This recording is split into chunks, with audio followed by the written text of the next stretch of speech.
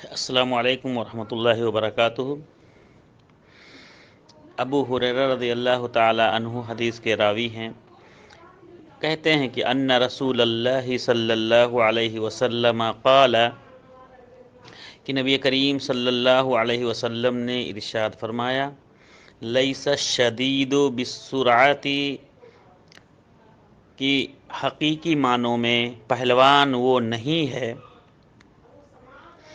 جو اپنے مد مقابل کو پچھاڑ دے، جو اس کے سامنے جو کشتی لڑنے والا ہے اس پر غالب آ جائے، اس کو پچھاڑ دے۔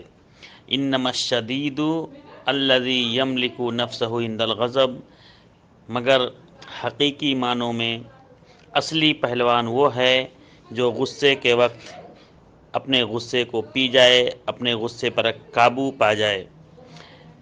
یہ حدیث صحیح بخاری کی ہے، امام بخاری رحمہ اللہ نے اس کو اپنی صحیح کے اندر نقل کیا ہے۔ السلام علیکم ورحمۃ اللہ وبرکاتہ۔